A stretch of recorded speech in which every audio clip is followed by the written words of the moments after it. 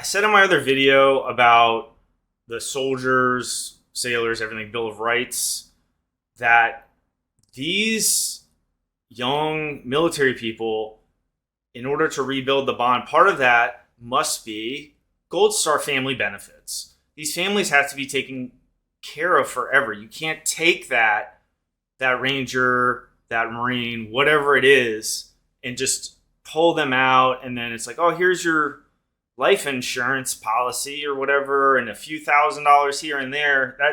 That's not going to work anymore. And I don't know one goddamn person in the military that would disagree with me on that.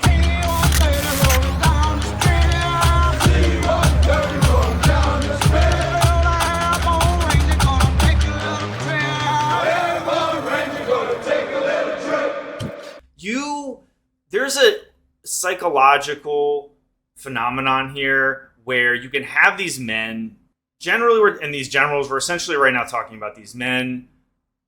You can have these men out on the battlefield and they're, the biggest heroes, and they're barrel-chested freedom fighters. They'll kill anyone and they're invincible, and, everyone respects them and all that. But in the organization, when you're sitting at a desk, when you're sitting in someone's office, and you're not wearing body armor, you can be a coward because you see your role is out there on the battlefield, but what you don't understand is that the real battle is back in the garrison with the officers and the civilians and the checkbooks and the websites and the bullshit and the policies. That's where everything is won and lost. You can be the best soldier out on the battlefield, but if you don't stand up for what's right against your own organization, the consequences are bad because the people making the decisions are not feeling the effects. They weren't sucking wind downwind of a burn pit. They weren't picking up lead on the range with their little fingers. They weren't getting shot up with the anthrax vaccine. They weren't doing any of this stuff. They were just making decisions from a position of comfort and a position of no risk and only reward. And that's where the perverse incentive is. That has tarnished and created all these situations and makes nobody want to be in the military.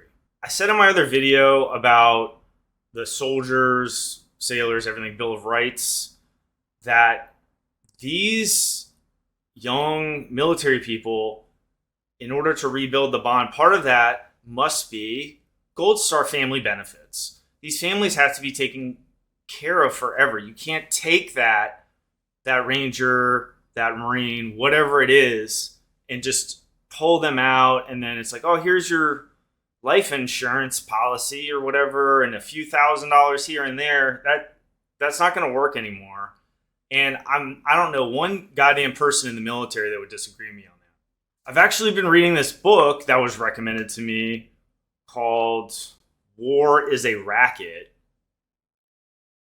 by Smedley Darlington Butler, a U.S. Marine Corps Major General who has all the medals and awards from the pre-World War II era of the U.S. military and fought in a lot of places around the world when America was engaging in colonial practices, imperial practices, taking over islands here and there. And he became disillusioned with that, and in the lead up to World War II, and then in the 1930s, he had a political campaign, and he's well known as not anti-war necessarily, but anti-war profiteering. I was reading it this morning, and he's talking about how we should commit our sons, and I guess now we're talking daughters as well, to fight when our homes are threatened, and so on and so forth. So I understand that, and the world has changed a bit since the 1930s, but the reason why I'm bringing this up, because I was reading this, and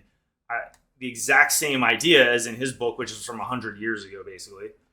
He says in his undated speech called Veterans' Rights, he says, "Fourthly, we demand relief for the widows and orphans of all veterans, regardless of the cause of the veteran's death. These women and children are entitled to a chance to live, and the matter of their welfare is a responsibility which belongs to the federal government." I mean, these are not new ideas. This is 100 years old.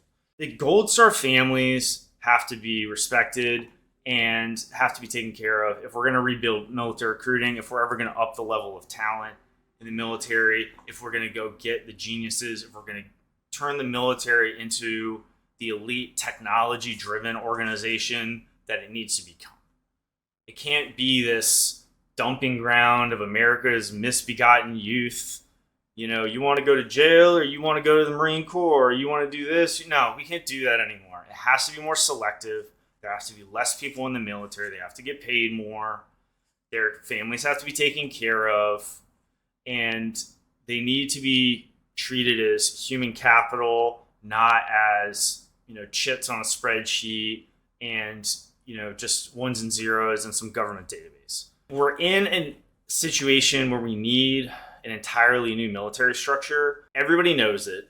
Everybody sees all these systems failing, and nobody can do anything about it because of groupthink, because everybody is a piece of it, and everybody sees it, but nobody will speak out and say that something has to change. People nibble around the edges. I watch for this shit all the time. I watch the entire fucking internet. I watch famous people. I look at for obscure people. I look for people in the past. Nobody does this. Nobody says that these people are full of shit.